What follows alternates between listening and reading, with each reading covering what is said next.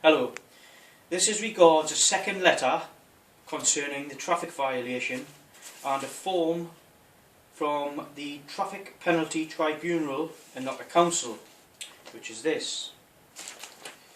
And the letter goes as follows. Dear Sir or Madam, I write to you with regards to the alleged offence. I must reject your findings and draw your attention to some points and issues that I have regarding your penalty charge notice. I do not accept this as I mistakenly parked in a disabled bay. This was a genuine mistake. I pulled in and got out of my car without noticing it was a disabled bay. I will not pay a fine for making a genuine mistake. I pulled in as someone pulled out, and I didn't see the sign or road marking as a result. You say that a contravention occurred. Well, can you send me evidence that a contravention is fineable? Can you also give me the legal definition of a contravention? You say that I created a risk that a disabled person would not be able to park as a result of my actions. This is in fact untrue. There were plenty empty spaces that day and open to disabled and non-disabled people. For some reason you bring to my attention David Icke. This seems strange and has no bearing on this case.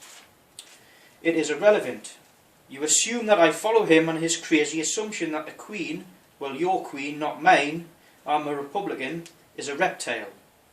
Maybe David Icke's wild theory is just more disinformation to throw people off the scent.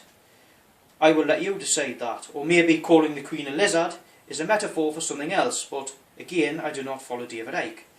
You also state that I may appeal to an independent adjudicator. This is disturbing, and it is my understanding that the law is absolutely clear that no administrative court in the country has any authority over man. No act can be passed to legitimise these courts, as the Queen, lizard, swore on oath at her coronation to uphold the law of the land, the common law. The collection of revenue by such means is extortion and has been found reprehensible since ancient times. Today, in year 2015, we find examples that the council tax regulations, the billing authority, the prosecuting authority and the enforcement authority are all vested in the same body. The same bodies even purport to issue their own legal documents by tacit agreement of the courts. This could never give the common land-dwelling man any justice whatsoever and is tantamount to fascism. Is this Nazi Britain? It is my understanding that in the UK we have a right to a fair trial and due process, and all forfeits or fines are illegal and null and void if issued before a fair trial. I hereby claim that right. Until conviction I will not pay any liabilities you allege I owe. You mention the Bill of Rights. This cannot be repealed unless in fact this is Nazi Britain. The Bill of Rights 1689 clearly states that no fine can be imposed before conviction in a court of law. This does not include your administrative court, which is not common law court, which has a superior jurisdiction. Again, the Bill of Rights Act cannot be repealed. It is a constitutional act that protects our constitutional rights. Article 6 of the European Convention on Human Rights protects the right to a fair trial. In civil cases, it protects the right to a public hearing before an independent tribunal within reasonable time. So if you do take this matter to a fair and independent tribunal, can I ask you to provide me with any documentation, accounting or otherwise, that relates to the relationship between the council and the courts? I fear that this may just be a conveyor belt system of extortion, and the courts and councils may well have a conflict of interest, making the trial unfair and thus unlawful. I will be demanding this information in any court of law to ensure there is no fraud being perpetrated against my person. You refuse to address me as I have asked. This is dishonourable on your part, and this also is somewhat insulting. There is no law in this land that states I cannot change my name and be asked to be addressed in that manner. If this does go to court, I will be asking the judge to address me as Lee of the Clan Munro, so I think you should rethink your attitude on this subject.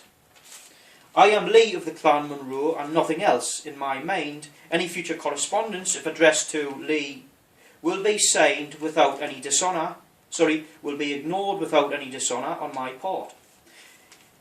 It is me who owns this body, so I can name it what I wish to name it. Or are you saying I don't have that right either? It seems like you run roughshod over people's rights in the pursuit of money. This disturbs me. You threaten me with a warrant which you will seek permission from the court to issue. It is my understanding that only the court can issue a warrant, and it must be signed by a judge. I have seen evidence of bailiffs and police trying to steal property, not goods, from people without a signed warrant, which is a tort conversion and is unlawful. Can I remind you that corruption in public office is a common law offence, a statutory offence, and is punishable in common law court.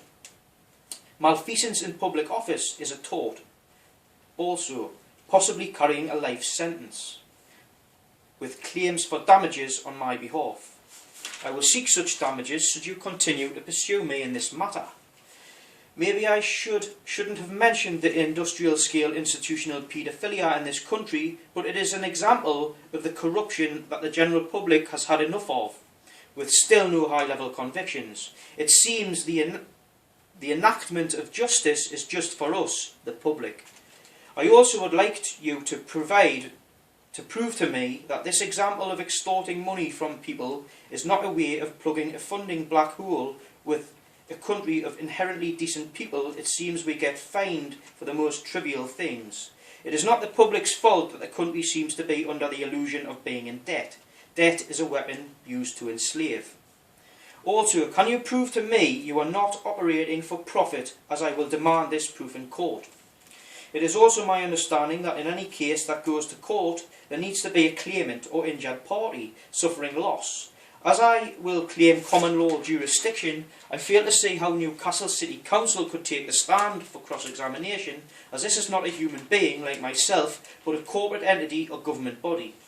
You state in your correspondence that the council is not for profit, but in fact a government body.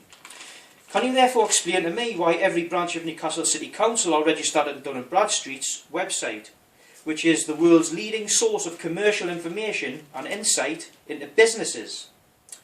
And with my knowledge of councils investing our money in art and Iceland investments and ISAs before it went bankrupt, how can you, if you are a business, have any authority over me other than contractual? For that reason, until this goes to court, I will not be signing anything as you demand in your letter. If in fact my name is not a legal fiction, as you try to discredit with Ike's information, then my signature is irrelevant to proceedings. This may also give you jurisdiction over me, as the appeal form may well be a hidden contract. As you mentioned in your letter, a Mr. David Ike, which was completely irrelevant and confusing, I draw your attention to something that is relevant and in this case, a speech by David Davis on Parliament and liberty. In this speech he states clearly that liberty, the unalienable and indefeasible rights of men, were never and so skillfully and so successfully consulted as in that most excellent monument of human art, the common law of England. As a human being, living, breathing and with a soul, when this goes to court, only the common law applies to me, as your statutes, acts of parliament and regulations only apply to the corporate entity, which is how it was designed as maritime law of the sea, law of commerce. I am a land dweller, not a seaman in commerce. David Davis also draws attention to Article 29 of the Magna Carta, which is still in effect and in force. This states that no free man shall be taken or imprisoned or disseised of his freehold or liberties or free customs, or be outlawed or exiled or any otherwise destroyed, nor will we pass upon him nor condemn him, but by lawful, not legal, judgment of his peers by law of the land. This gives defence of the citizen against arbitrary government. This letter is a conditional offer of acceptance. If you can address my concerns and issues with substance, that will be met by me with payment of the liability. Please respond with substance. If you fail to respond in substance, this will create permanent estoppel due to your acquiescence. This removes controversy and means that you will no longer have any recourse in a court of law, as there will be no controversy upon which they can adjudicate. Yours sincerely and without vexation, ill will or frivolity, Lee of the Clan Munro.